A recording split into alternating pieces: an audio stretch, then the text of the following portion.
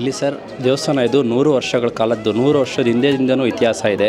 ಇಲ್ಲಿ ನಮ್ಮ ತಾತನವರಾದ್ಮೇಲೆ ನಮ್ಮ ತಂದೆಯವರಾದ್ಮೇಲೆ ನಮ್ಮ ಅಣ್ಣವರಾದ್ಮೇಲೆ ನಮ್ಮ ನಾನು ಅವ್ರ ತಮ್ಮ ತಲೆತಲಾಂತರದಿಂದ ಪೂಜೆ ಮಾಡ್ಕೊಂಬರ್ತಾಯಿದ್ದೀವಿ.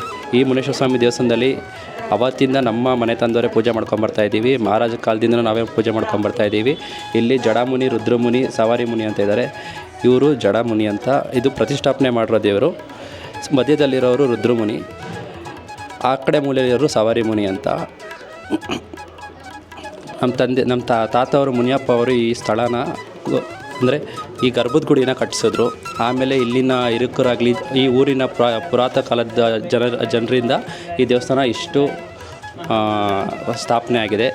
ಈಗ ತಾನೇ ಗೋಪಾಲಯ್ಯವರು ಬಂದವರು, MLA ಅವರು.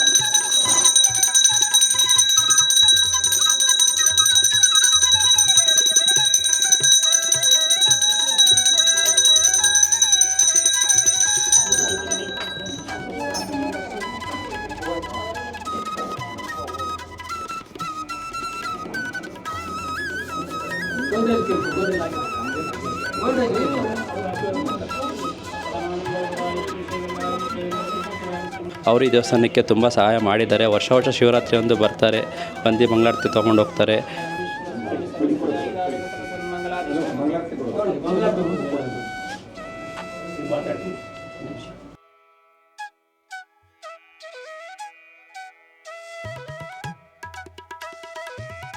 ದೇವಸ್ಥಾನದ ಬಗ್ಗೆ ಕೇಳ್ತಾ ಇರ್ತಾರೆ. ನಾವು ಅವ್ರನ್ನ ಭೇಟಿ ಆದಾಗೆಲ್ಲ ದೇವಸ್ಥಾನದಲ್ಲಿ ಚೆನ್ನಾಗಿದೆ, ಹೇಗೆ ನಡೀತಿದೆ ಏನು ಅಂತ ಕೇಳ್ತಾರೆ.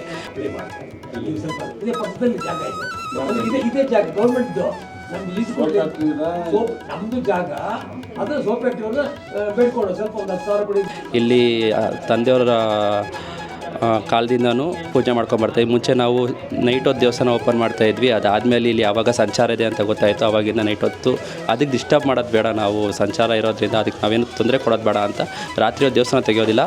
ಭಾನುವಾರದ ಹೊತ್ತು 4 ಗಂಟೆವರೆಗೂ ದೇವಸ್ಥಾನ ತೆಗೆದಿರ್ತೀವಿ. ಬೆಳಗ್ಗೆ 6 ಗಂಟೆಯಿಂದ 4 ಗಂಟೆವರೆಗೂ ದೇವಸ್ಥಾನ ಓಪನ್ ಇರುತ್ತೆ. ಭಾನುವಾರ ನಾನ್ ವೆಜ್ ಇರುತ್ತೆ. ಇಲ್ಲಿ ಬಂದು ಮರಿ ಹೊಡ್ಕೊಂಡು ಅಡುಗೆ ಮಾಡ್ಕೊಂಡು ಹೋಗ್ತಾರೆ, ಕೋಳಿಗಳು ಕುಯ್ತಾರೆ.